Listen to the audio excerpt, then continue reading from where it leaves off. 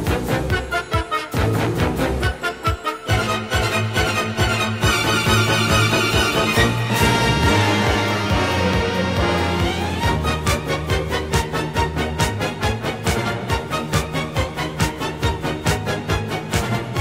guys, how's it going? Okay, it's been a long time since I made a video. I've been incredibly busy. Now things are quieting down a little and I can get back to making videos, and just in time. We're now 3 weeks into the Premier League season, and today was the transfer deadline for all leagues concerning, not just the Premier League of course, but other leagues. Anyways, and I'm trying to sift through all the changes and transfers and comings and goings, and it's really difficult. The one that stood out, in my opinion, was McCartney leaving West Ham, and gosh, now I just can't remember who he just joined. But anyways, and I'm not sure if Manchester United picked up Berbatov, and I'm not sure if Tottenham replaced somebody of Berbatov's caliber. I'm sorry, Darren Bent just doesn't have it. Anyways. So, with that said, is there any trends and forecast predictions for the upcoming Premier League season? I don't know. 3 weeks and we've seen some teams play incredibly well, and 1 week and play incredibly poor the following week, or vice versa. We've seen Arsenal stink it up against Fulham and then play very well this last week. And I don't know. We've seen Chelsea play well and then not play so well. And same with Manchester United. So it's way too early to tell. Liverpool has played, reasonably well. Got off to a better start than they have in the past season and past previous seasons, and that's important. But again, it's much too early to say anything definitive.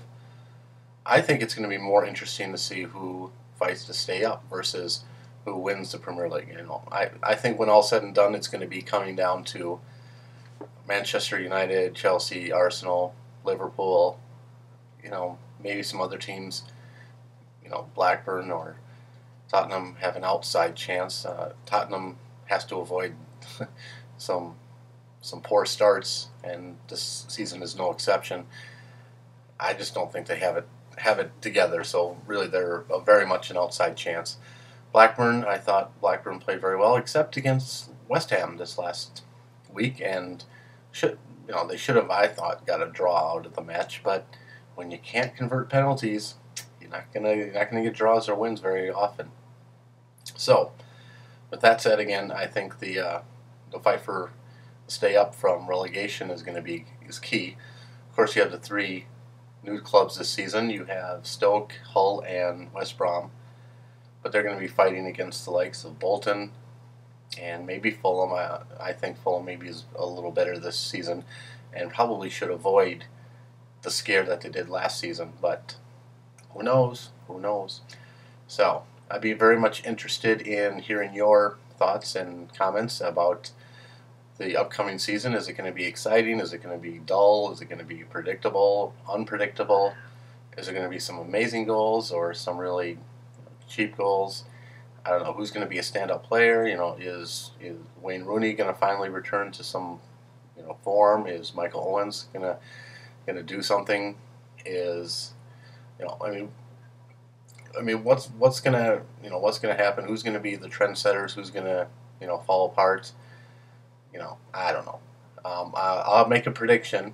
I'll leave it for the end here, but I'll make a prediction who will win the Premier League, and it's a mild surprise, but not incredible surprise. As for relegation, way too early to tell.